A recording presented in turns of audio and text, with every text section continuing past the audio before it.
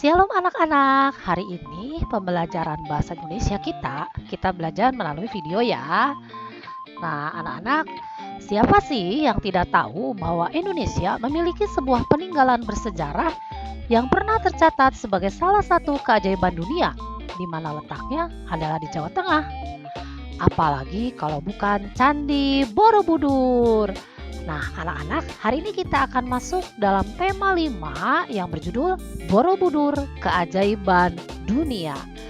Nah, anak-anak, tentunya kalian sudah membaca ya, sudah membaca halaman 66 dan 67 dengan judul teksnya adalah Borobudur, Mahakarya Budaya Indonesia.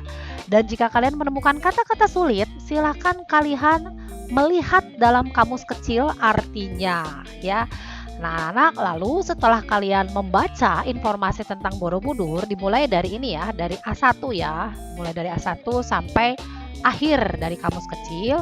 Lalu tugas kalian adalah lihat halaman berikutnya, halaman 68. Kalian menentukan tema, topik utama, dan informasi penting. Kerjakan di LKM. Nah, apa itu tema? Anak-anak, kita ulas sedikit. Tema itu adalah suatu gagasan pokok atau ide pikiran dalam sebuah tulisan atau bacaan.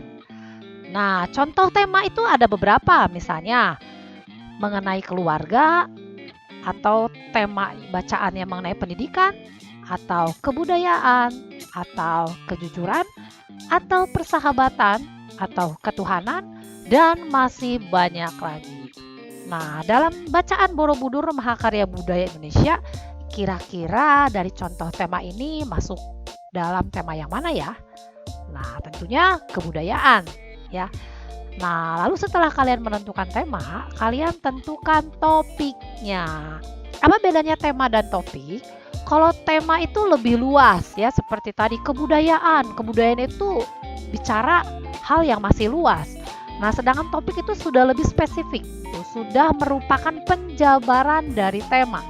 Ya, contohnya, jadi kalau tadi temanya adalah kebudayaan, untuk bacaan ini kita membicarakan kebudayaan Borobudur. Jadi topiknya adalah Borobudur, kekayaan budaya atau bangsa. Atau bisa juga topiknya adalah Borobudur, Mahakarya Budaya Bangsa. Topik itu kadang-kadang bisa sama juga dengan judul. Nah, anak-anak, lalu kalian menentukan informasi penting.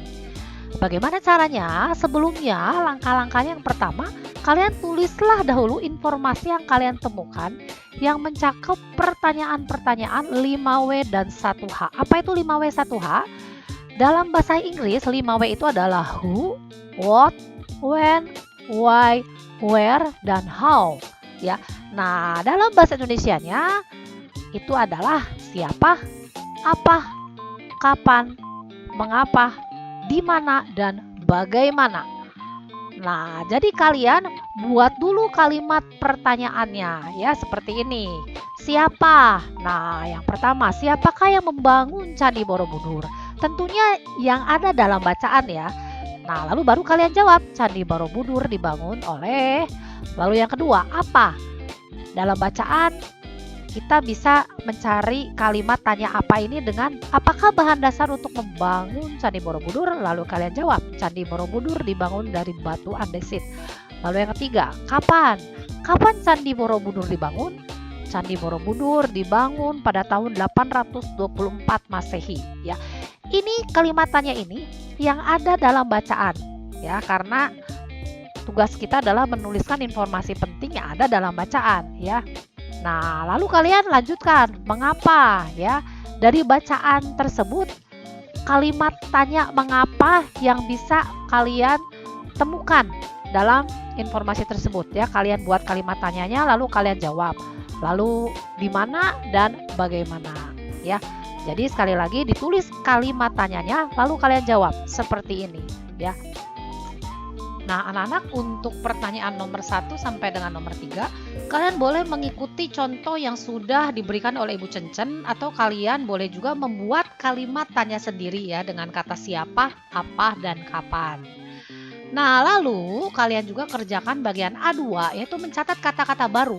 Kata-kata baru ini adalah kata-kata yang kalian temukan di kamus kecil halaman 67 ya. Kalian cukup memilih 5 ya.